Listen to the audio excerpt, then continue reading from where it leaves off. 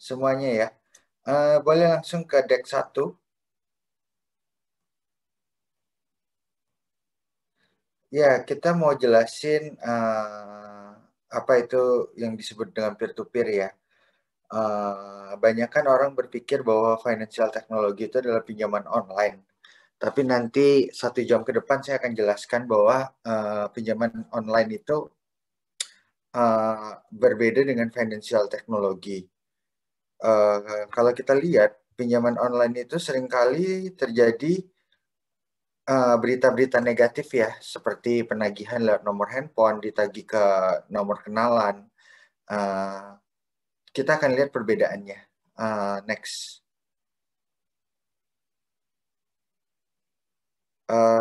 Pinjaman online sangat berbeda dengan fintech. Kita akan lihat di page-page berikutnya.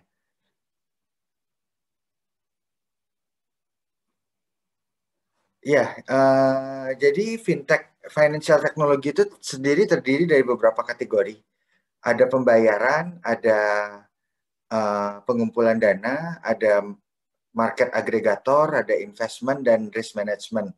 Nah, kalau kita modal rakyat sendiri sebagai contoh, kita adalah bagian dari pendanaan, di mana kita mempertemukan pihak-pihak yang membutuhkan modal kerja dengan pihak-pihak yang ingin menitipkan dananya untuk mendapatkan imbal hasil.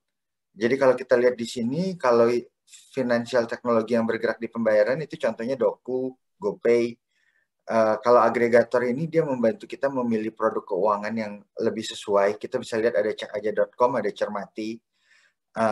Kalau investment ini membantu kita membeli reksadana, kita bisa lihat contohnya Bareksa. Boleh lanjut, Mbak ya. Nah, kalau modal rakyat sendiri kita adalah fintech yang hanya membantu kebutuhan modal kerja untuk penggunaan produktif. Produktif itu dalam artian pinjaman yang dipakai itu untuk membesarkan usaha atau bisnis dari si peminjam. Nah, kalau kita lihat kenapa kita memulai platform ini, karena kita lihat di Indonesia itu sendiri kebutuhan untuk modal usaha itu kurang lebih ada sekitar hampir 1.700 triliun ya. Yang bisa dipenuhi oleh sektor perbankan ataupun multifinance itu masih sekitar 660 triliun. Jadi masih ada kesenjangan yang bisa kita bantu kelola itu sebesar hampir 1.000 triliun. Lanjut ya. Nah, kita lihat kategori fintech kita itu adalah peer-to-peer lending. Kita akan jelaskan lebih detail apa itu peer-to-peer lending.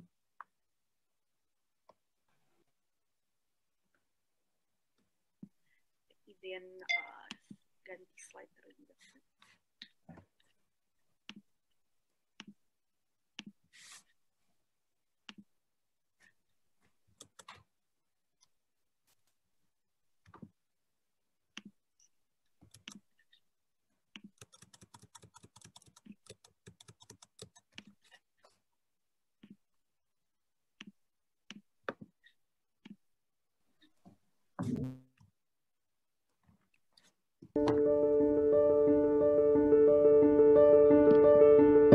Indonesia memiliki jutaan keindahan dengan kekayaan sumber daya alam yang melimpah. Energi alam bergerak seiring dengan waktu, membawa kita berkembang begitu pesat.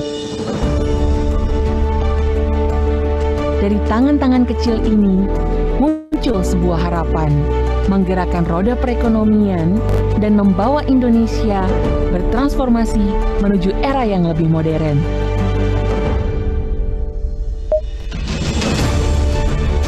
Modal rakyat hadir sebagai teknologi finansial peer-to-peer lending yang mempertemukan pendana dengan UMKM yang tersebar di seluruh Indonesia.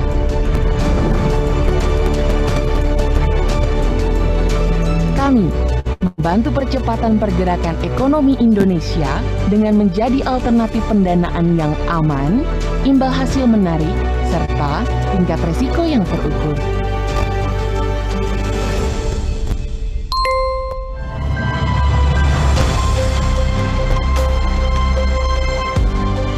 Moda Rakyat hadir membawa kemudahan, memberikan solusi untuk mewujudkan mimpi-mimpi, dan berkontribusi terhadap perekonomian rakyat Indonesia.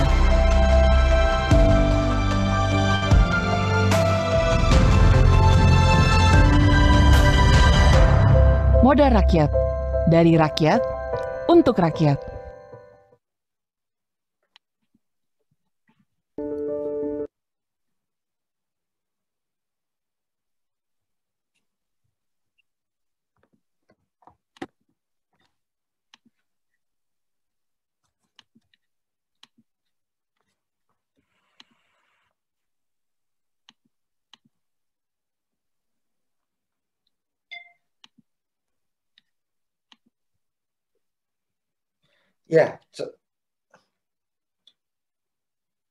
Ya, seperti di video yang kita lihat, kita itu adalah awan yang di tengah. Kita mengumpulkan dan melakukan underwriting untuk orang yang membutuhkan pendanaan, dan kita hubungkan dengan pemodal. Dan kebanyakan kita itu berada di lingkaran ketiga ya, UMKM. Kita membantu UMKM yang membutuhkan permodalan dengan menyambungkan dengan user-user kita yang bisa disebut sebagai pemodal. Lanjut, Mbak.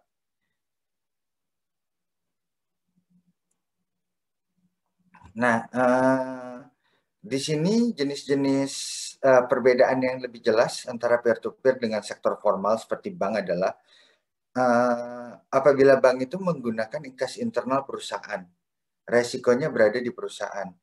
Nah, kalau kayak peer-to-peer, kita menggunakan kas eksternal dari pemodal. Pemodal harus memahami resikonya dengan baik dan harus membaca rasio-rasio yang sudah kita sajikan terhadap tiap peminjam dana. Lanjut, Mbak. Nah, di sini ada kategorinya dari peer-to-peer platform ya.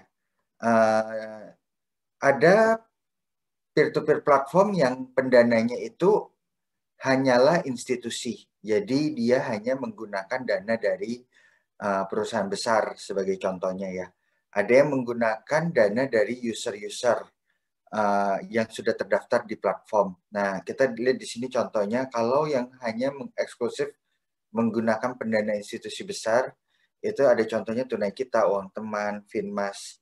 Nah, contoh yang menggunakan dana dari user retail, kita bisa lihat ada Asetku, ada Uangmi. Dan yang membedakan di kolom bagian atas dan kolom bagian bawah adalah di kolom bagian atas pinjamannya disalurkan untuk penggunaan multiguna konsumtif atau biasa yang disebut cash loan. Kalau yang di bawah ini kita bergerak untuk peminjaman produktif. Jadi yang bisa meminjam dana kepada platform yang di bawah hanya pihak-pihak yang memiliki usaha.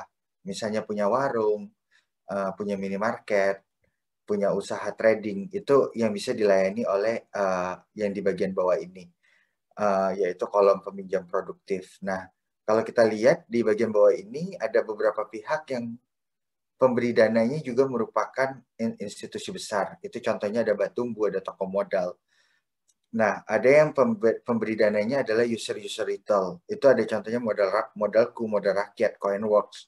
Nah, Modal Rakyat ini berada di tengah ya. Kita 70% pendana kita adalah institusi dan 30% adalah user-user retail.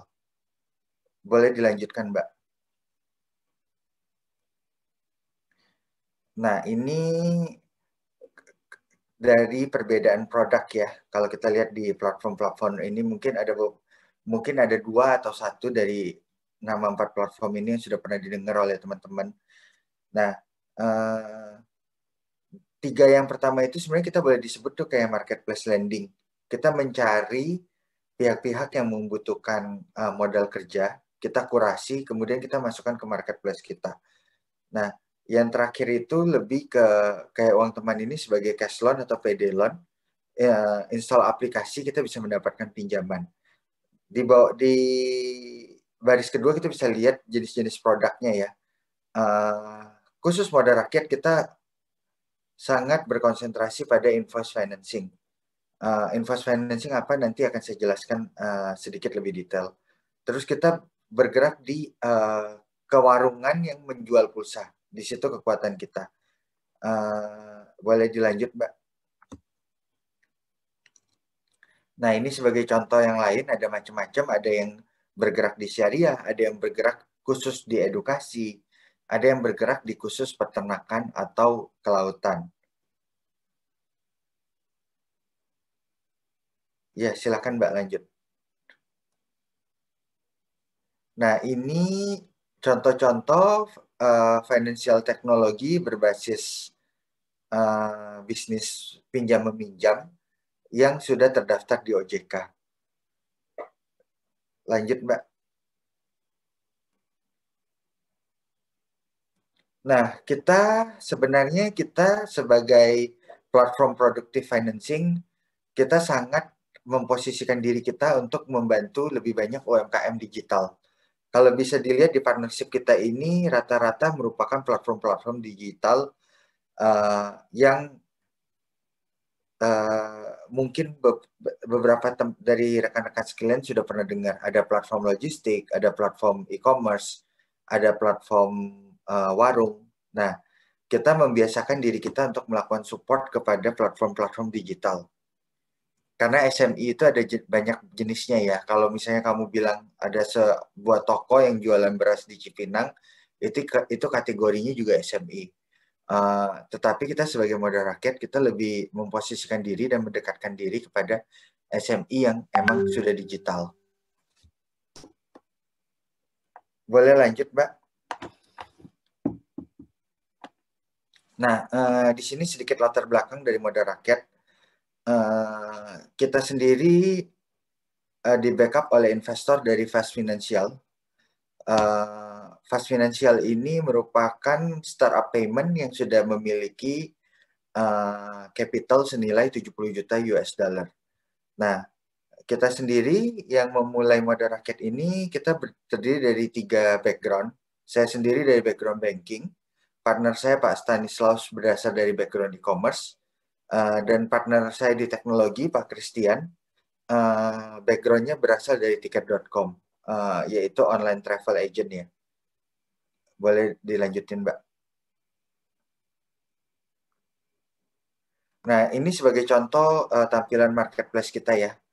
Kita misalnya ini PT Cubi, kita temuin, kita lihat kebutuhan modal kerjanya apa, kita hitung kebutuhan rasionya.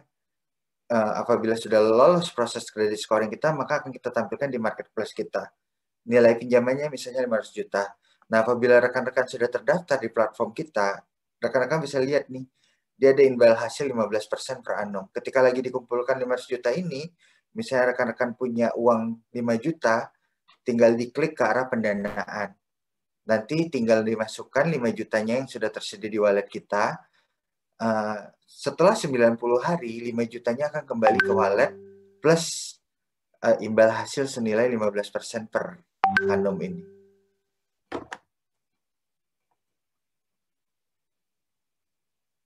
Boleh dilanjutin, Mbak? Nah, ini kalau lender institusi ya, mungkin kurang relevan sama teman-teman. Ini ada tampilan dashboard dari kita untuk lender-lender yang institusi. Lanjut, Mbak. Nah, ini apabila teman-teman klik dan ingin berpartisipasi pada sebuah loan yang sudah dikurasi dan dimasukkan ke marketplace, inilah kira-kira data yang bisa rekan-rekan lihat.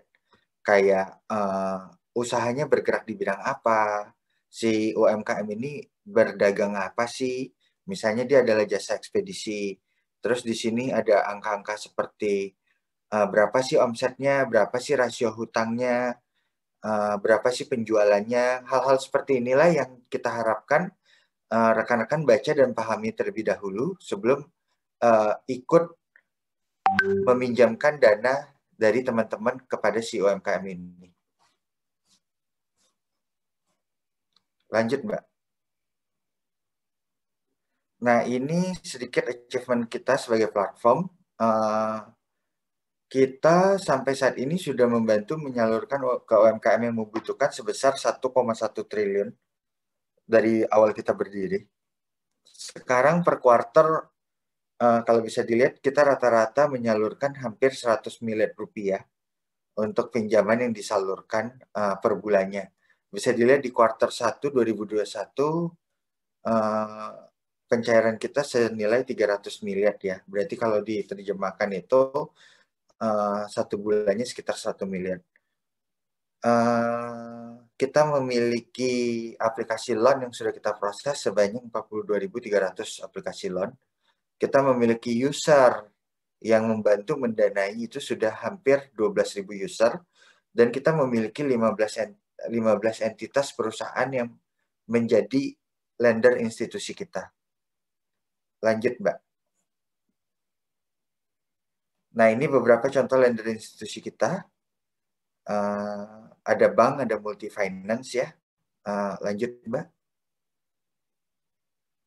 Nah, kira-kira demikian dari saya. Apabila rekan-rekan ada pertanyaan, saya persilakan ya.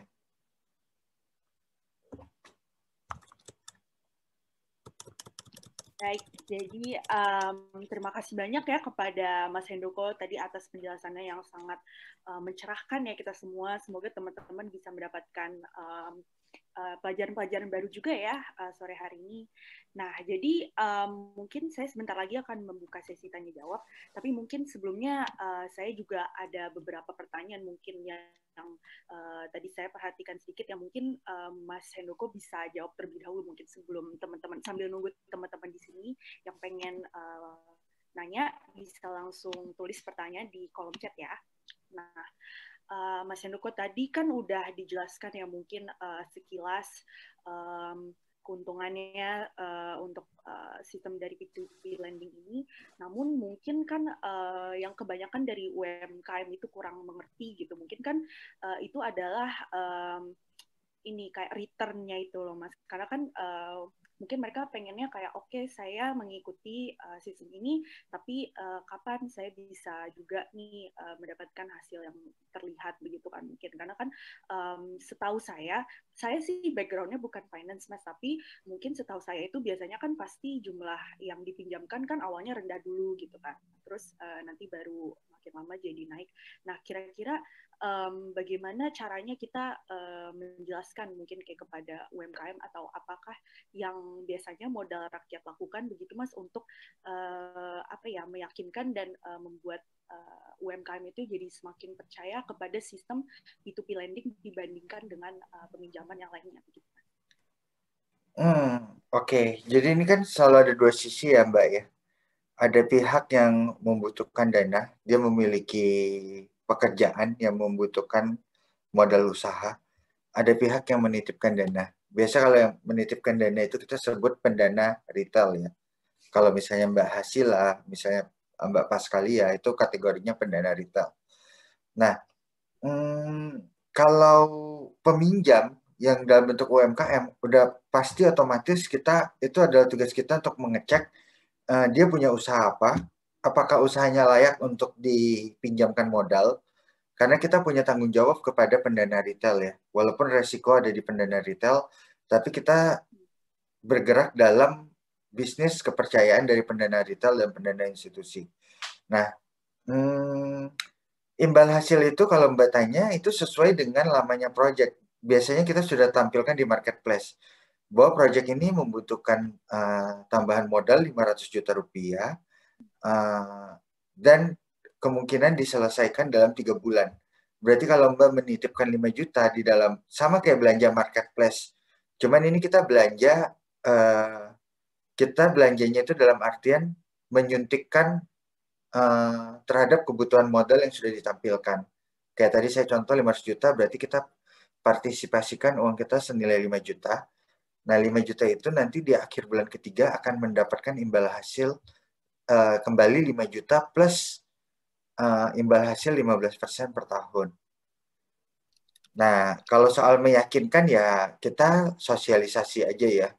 Kita juga nggak bisa memaksakan, tapi kita memberikan opsi pemberian imbal hasil. Jadi bisa aja orang punya preferensi masing-masing ya. Mungkin zaman sekarang ada yang lebih suka beli saham atau beli Bitcoin itu, atau misalnya lebih nyaman ditabung di deposito perbankan. Ya kita cuma memberikan opsi aset kelas yang tersedia di market, tapi pilihan tetap ke rekan-rekan sendiri. Baik, Mas, terima kasih banyak atas jawabannya. Teman-teman bisa, kalau ada yang pengen nanya, langsung tanya aja ya di kolom chat. Nah, oke, saya jadi lebih mengerti sekarang, Mas. Kemudian mungkin kalau dari segi mudahnya begitu, Mas, mungkin karena ada beberapa orang mungkin yang masih belum mengerti cara prosesnya gitu, Mas, dari awal sampai akhir itu seperti apa. Nah, mungkin kalau bisa dijelaskan sedikit, Mas, kira-kira dari awal itu seperti apa prosesnya, dan mungkin bagi yang belum tahu, bagaimana caranya mungkin modal rakyat memberikan cara-cara yang mudah untuk dilakukan begitu oleh UMKM begitu, Mas. Oke, ini maksudnya cara untuk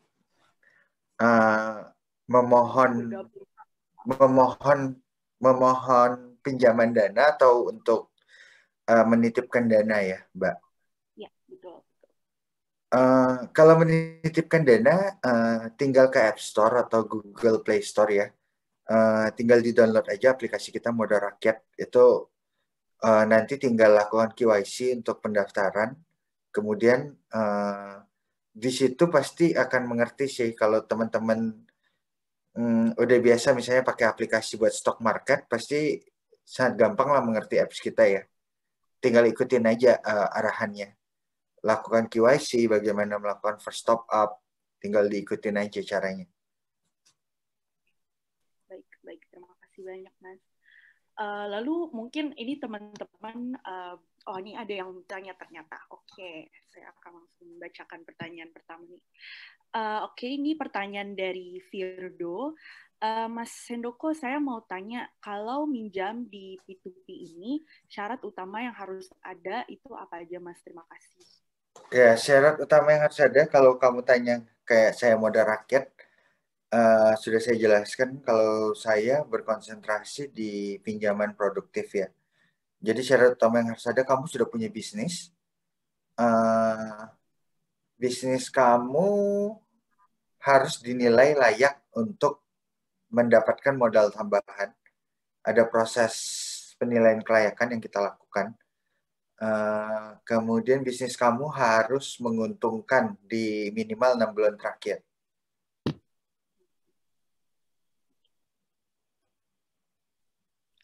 Terus kalau misalkan nanti seiring berlangsungnya 6 bulan itu nanti akan dievaluasi kembali ya, Mas? Berarti apakah nanti kategorinya jadi sudah lebih naik begitu ya, Mas, bisnisnya? Iya, benar-benar. Ada kategorinya, itu mempengaruhi proses top up ya.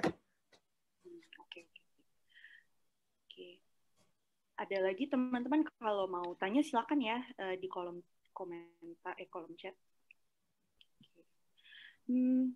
Mungkin ada pertanyaan lagi kali ya.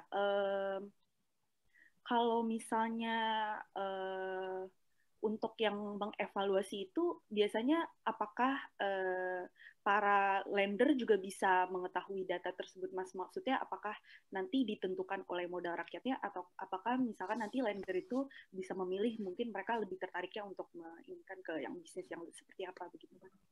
Iya, lender itu bisa memilih, Mbak. Kita sediakan di marketplace ada beberapa pilihan. Setiap pilihan juga ada angka pendukungnya ya, yang bisa menggambarkan kondisi bisnis itu. Ada rasio-rasio dari bisnis yang kita capture dan kita tampilkan.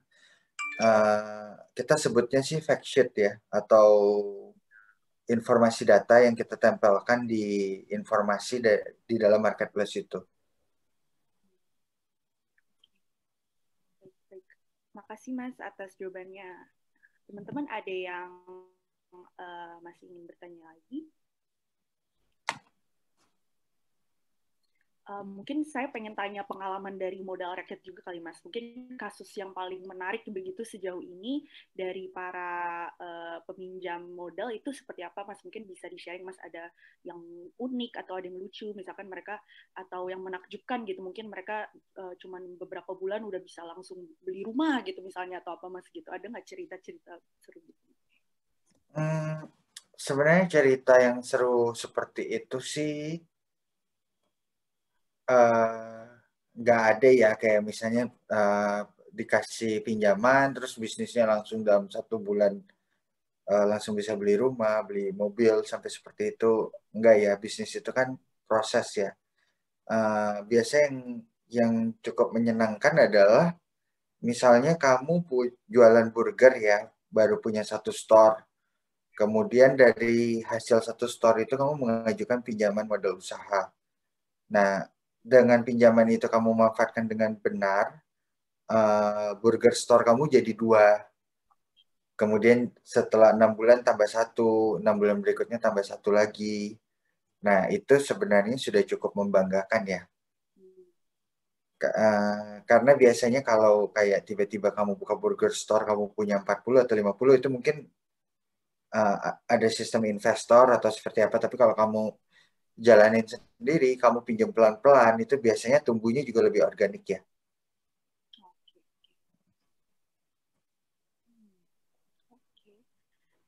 Terima kasih Mas atas jawabannya.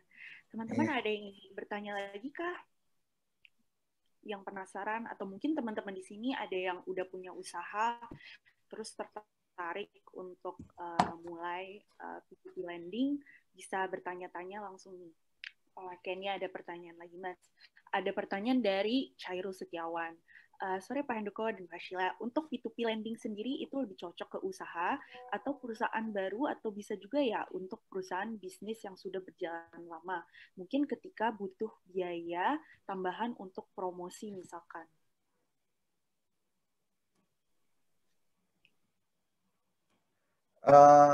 Oke.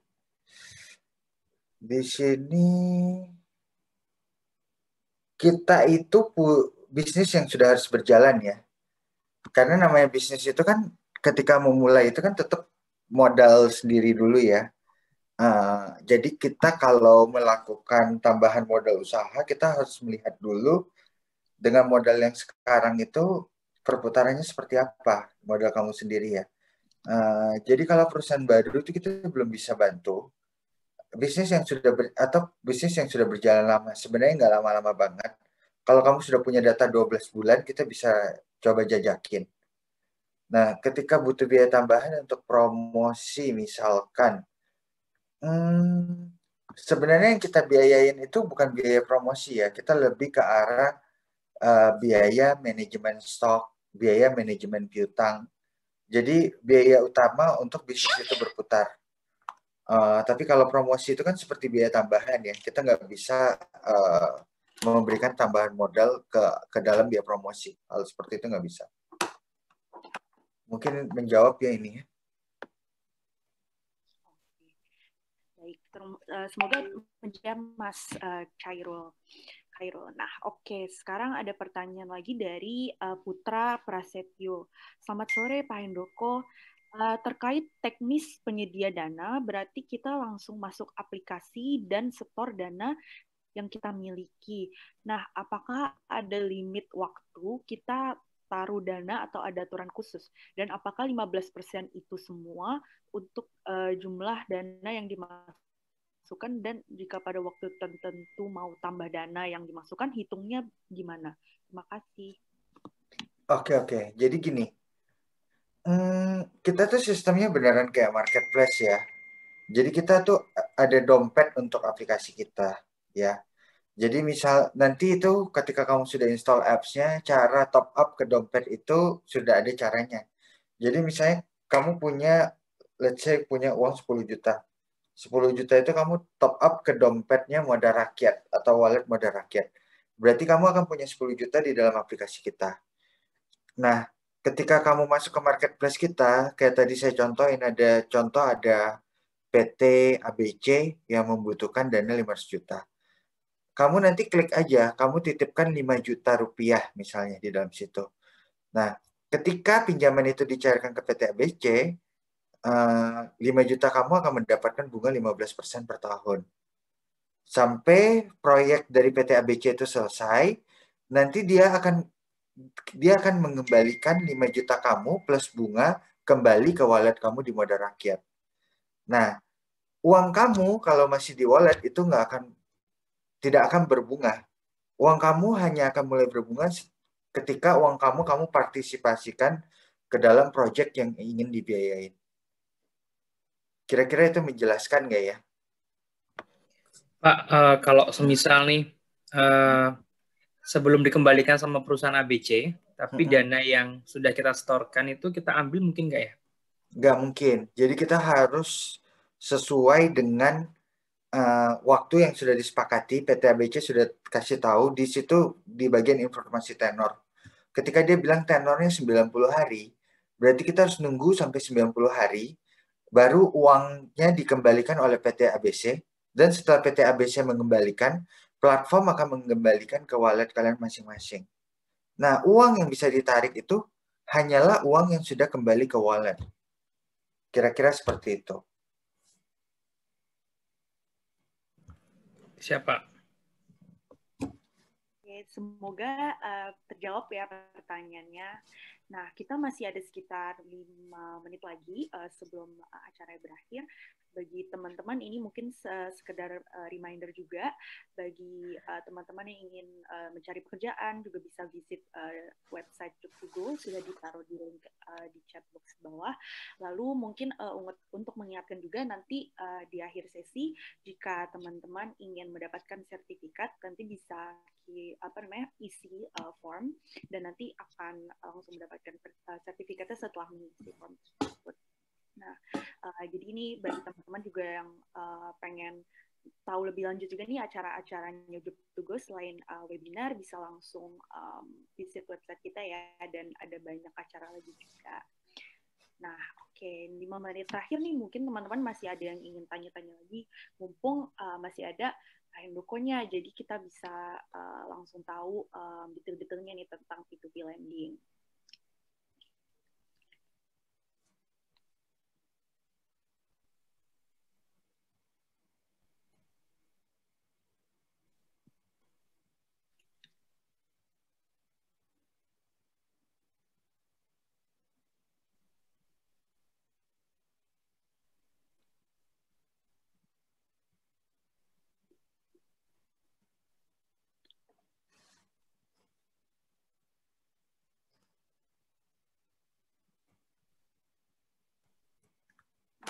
Mungkin sebelum sambil nunggu yang lain, ini ada ding. Oke, ini ada pertanyaan lagi Mas dari Sabila Sentia Jelita Mulia. Selamat sore Bapak Hendoko, mohon maaf izin bertanya, kalau ada peminjaman yang hilang atau kabur, mungkin kebijakan yang dilakukan oleh perusahaan itu apa ya kira-kira? Terima kasih. Iya. Jadi ini kan tadi balik lagi ke penjelasan saya pertama ya. Jadi kita ketika memilih peminjam dan melakukan credit scoring kepada peminjam, karena balik lagi yang tadi saya katakan bahwa kita itu adalah peminjam produktif. Jadi mereka rata-rata memiliki tempat usaha ya. Kita agak berbeda. Kalau ada platform lain yang nilai pinjamannya adalah 3 juta atau 5 juta, dari install aplikasi bisa mendapatkan pinjaman, itu kan istilahnya bahasanya cash loan ya. Jadi misalnya kamu seseorang yang ngekos, kamu bisa pinjam 3 juta, bisa pinjam 5 juta. Nah, kalau di kita itu balik lagi kan pinjaman produktif. Jadi hampir 95% peminjam di platform kita itu memiliki tempat usaha. Nah, resiko apa sih yang mungkin terjadi? Resiko yang terjadi itu adalah keterlambatan pengembalian biasanya. Tapi kalau sampai hilang, ada nggak sih orang yang coba-coba hilang? Tentu ada ya. Tapi case-nya sedikit karena kita bisa cari. Karena alamatnya lengkap dan dia punya tempat usaha. Biasanya sih seperti itu. Kira-kira menjelaskan nggak ya? Semoga terjawab ya kepada Sabila yang telah bertanya. Nah, ini mungkin juga diingatkan nih bagi teman-teman mungkin yang pengen tahu lebih lanjut juga mengenai Modal Rakyat, bisa langsung mengakses websitenya ya di www.modalrakyat.id. Nah, jadi mungkin untuk menit-menit terakhir sebelum menutup acara, jika ada teman-teman yang masih bertanya, boleh.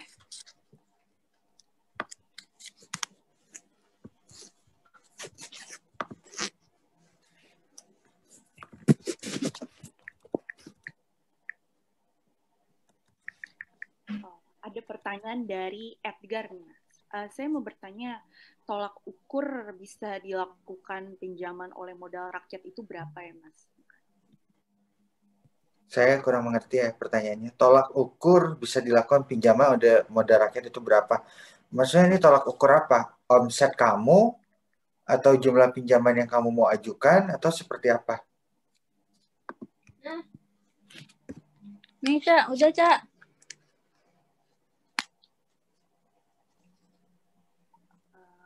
Mas Edgar mungkin bisa oke. Untuk profitnya, Mas, katanya. Oke, jadi kalau peminjam yang bisa masuk ke platform kita itu, kalau kita hitung minimum profitnya harus 15% ya. Jadi dia punya kemampuan untuk bisa menanggung beban bunga ya, beban imbal hasil.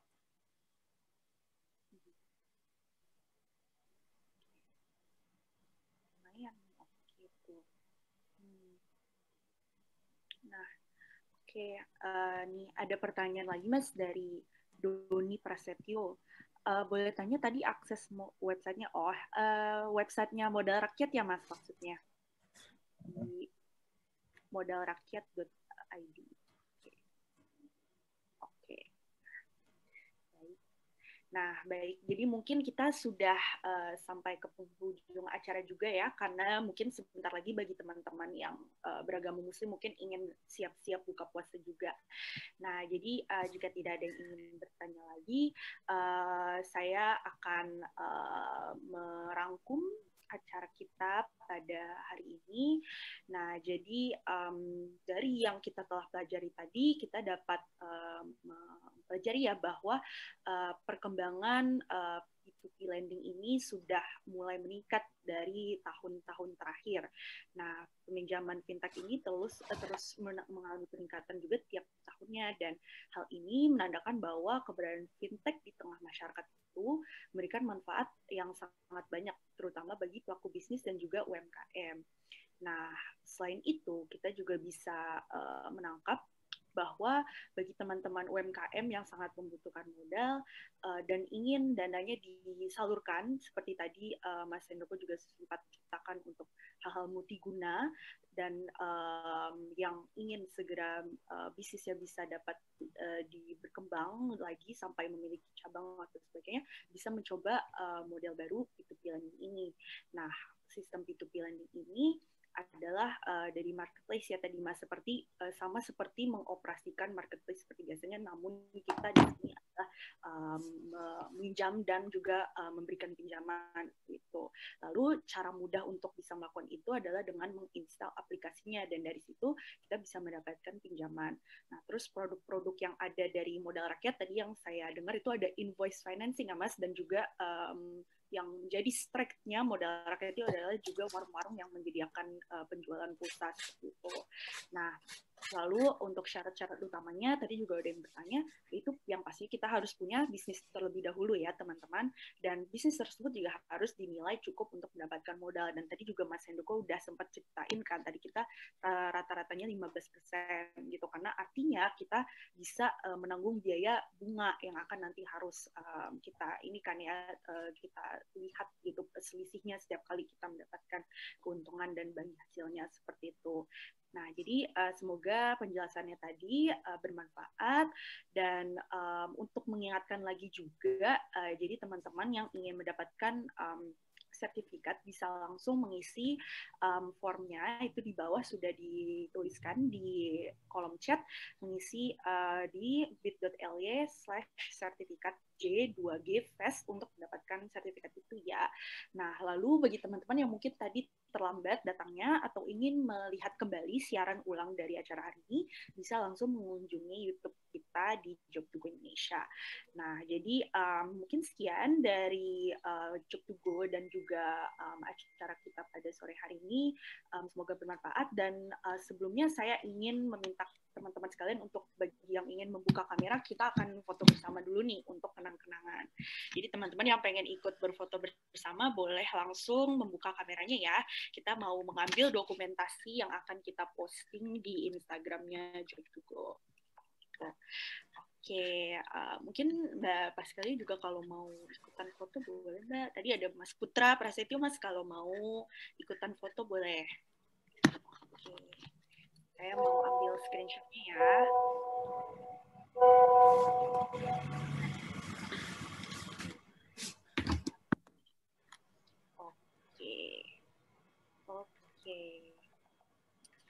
Oke, siap ya semuanya? 1, 2, 3. Oke, sekali lagi ya. 1, 2, 3. Oke, terima kasih banyak ya teman-teman. Saya sebagai moderator dan juga perwakilan Job2Go Indonesia mungkin ingin memohon maaf apabila ada salah kata dan juga kekurangan dari acara hari ini. Semoga semuanya sehat-sehat selalu ya, dan bagi yang ingin berbuka puasa silakan untuk bersiap-siap diri, dan semoga semuanya bisa mendapatkan bulan Ramadan yang sangat cerah ya bagi kita semua. Nah, terima kasih banyak lagi saya ingin mengucapkan kepada Mas Hendoko dan juga Modal Rakyat yang telah meluangkan waktunya pada sore hari ini berbagi ilmunya bersama kami. Terima kasih banyak ya Mas Hendoko. Ya, yuk. Terima kasih teman-teman sudah mendengarkan. Ya. Semoga kita semua bisa bertemu lagi ya. Terima kasih semuanya. Yuk, bye-bye.